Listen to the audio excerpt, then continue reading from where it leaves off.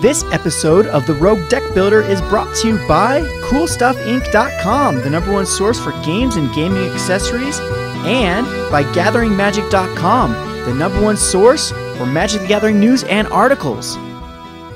Hi there, it's Kevin with Roguedeckbuilder.com and GatheringMagic.com here with my top 5 rogue picks from Born of the Gods. Now, these aren't necessarily the most powerful picks. These are my favorite picks. These are the ones I am excited to brew around or have the most flavor. So we'll just start off here with number 5, which is Phenax, God of Deception. I really love this card because it has great synergy with another friend of mine with his Ashiok, as well as cards like Consuming Apparition.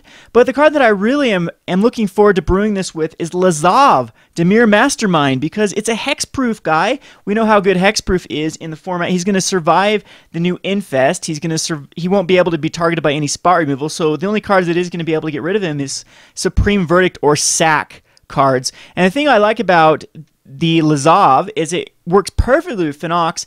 You probably, even with if you're running Esper colors, or even if you're just running blue-black, you might have another either blue or black mana symbol on the board, and as soon as you cast Phenax, Lazav will be active, and you'll be able to tap Lazav to mill the top 3 cards of your opponent's library and hopefully grab a fatty and turn Lazav into, what's in the format right now? We got a lot of cards like, we have Arbor Colossus, a 6/6 you could grab with it. You could grab, even if it's just a subpar card, even like a Boros Reckoner, that's not too bad, not too shabby. And then the following turn, Phenax will actually be active, and you'll be able to mill for 7 and hopefully find a good threat with your Lazav. So I'm really liking putting these two cards together, Lazav and Phenax, God of Deception. I really think it'll make a very fun deck. I don't know how powerful it'll be, but I actually think this will be a decent little kill condition. Like I said, Phenax is a pretty quick clock. He reminds me a lot of Jace Memory Adept, as he does have Indestructible again. He can die to any sort of sack outlet, but the Indestructibility will allow any of your creatures, like I said, Consuming Apparition, Lazavs. You even have just walls, like 0/6 walls you could throw in the deck that could put your opponent on a pretty fast mill clock. So I really, really like Phenax. I think that he's underrated. I think that everyone is overlooking the ability of this card to just go crazy. And of course, yes, it might be a little bit of a magical Christmas land scenario with Phenax and Consuming Apparition, but I'm sure someone out there will actually get that combo out and go crazy with it. Another card that's pretty good is White of Precinct 6. If you are going against a creature-based decks, White gets huge from all the creatures in your opponent's graveyard, and you'll be able to keep milling them down. Alright, so going on, speaking of another god, we're going to go to Xenagos, God of Revels. Again, this I think is going to be an underrated card, as it is very powerful, as I think that people are really not seeing the potential with this in just a blitz deck. I am talking about cards like Burning Tree Emissary or Zertaw Druid. Even with the Burning Tree Emissary and Zertaw Druid, and like an Experiment 1, you have Xenagos active. Now, Xenagos doesn't really care if he's active too much. He's a 6/5 Indestructible, which is pretty good in a beater type deck, especially if you have like a trample like Nylea out that gives him trample. And speaking of Nylea, Nylea will become a 12/12 with Xenagos on the attack phase. But it's just cards like the Burning Tree Emissary. Every Burning Tree Emissary becomes a 4/4 threat late game, and it's the perfect reach that you need. I mean, it's kind of like an ulted Domri Ray. I mean, you don't have the double. Well, you do have the double strike. You don't have the trample though, or the hexproof. But you do have the haste and kind of this pseudo double strike ability with Xenagos, God of Revels, that makes every one of your cards a threat late game. Even I'm sure in a blitz type deck you'll be using Gorklan Rampager. That's an 8/8 trampler with haste if Xenagos is on the board. So I mean, it gives you the reach that you need, and he's always threatening and becoming active. A 6/5 is nothing too shabby. Like I said, especially with any sort of trample-based ability with Gorklan Rampager or Nylea. So I'm definitely looking for the combo of first turn Experiment 1 into second turn Burning Tree Emissary and Zertaw Druid, and then third turn you can drop a Shrine or something and actually cast Xenagos no problem.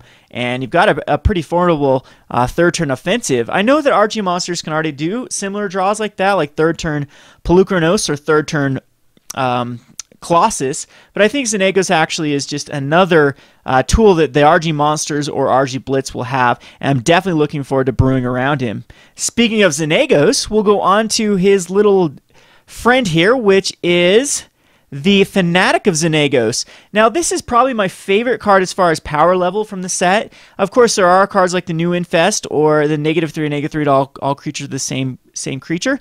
But Fanatic of Xenagos is really cool. I think that the tribute is perfectly balanced in this because either way, you're getting either a 4/4 Trampler or a 4/4 or a 3/3 +1/+1 haste until end of turn. So either one of those scenarios is pretty much equal. It's not like other tributes that there definitely is a clear cut. You want it to be this or that. So 99% of the time, it's going to be the one that you, of course, favors the opponent.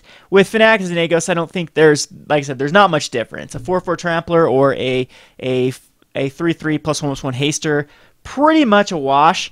So I'm really liking Fanatic of Xenagos. It will, if they do tribute it, it will dodge the -3/-3. It still dies to Abrupt Decay. It still dies to Doomblade, but it does survive the Infest. I think that creatures with 3/3 or above are going to be very, very powerful in the format because I'm thinking that Mono Black is going to be packing a ton of the Infest cards, and you will need creatures that actually do pass that test. Now, it does not pass the Lightning Strike test, but I think that Fanatic of Xenagos, especially paired with Xenagos, that is threatening as an 8/8 Trampler, or just an 8/8, actually, because they probably won't tribute it with Xenagos on the board.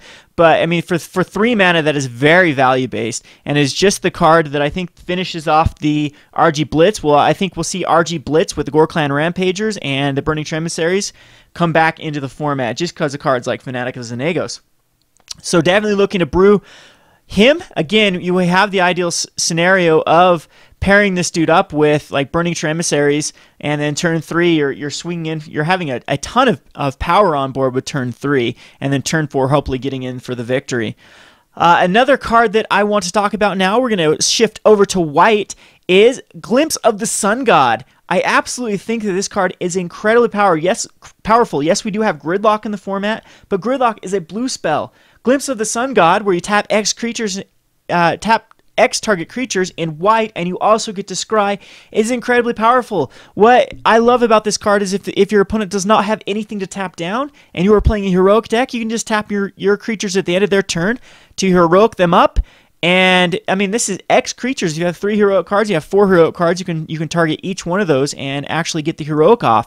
So I'm definitely thinking that Glimpse of the Sun God works perfectly in a heroic strategy. I've already built some mono white and white green heroic decks in the past, or even white blue heroic decks in the past. I think that Glimpse of the Sun God being instant speed is going to be very, very powerful. Now, I'm not sure on a judge's ruling on this. I'm pretty sure that this scenario can happen. You can attack in with your creatures after they are attacking and tapped in the attack phase. You can then cast Glimpse of the Sun God, tapping down their blockers and targeting your already tapped creatures with Glimpse of the Sun God to enabling heroic. Now, I'll have to get a judge to actually know if I actually do have priority at that point or not, or if that scenario can actually happen, but I think it can.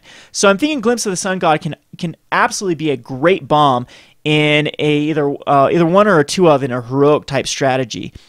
And like I said, it works so much better in a white form than in a blue form, as you're going to be very aggressive with the white weenie type strategy. So on to another white card that I think is very, very, very powerful and underrated is Acolyte's Reward. Now, I am a little bit worried about the devotion. We have seen this in Divine Deflection before, but it was X casting. This is only 2 mana casting for an instant speed. Prevent the next X damage would be dealt to target creature this turn, where X is your devotion to white.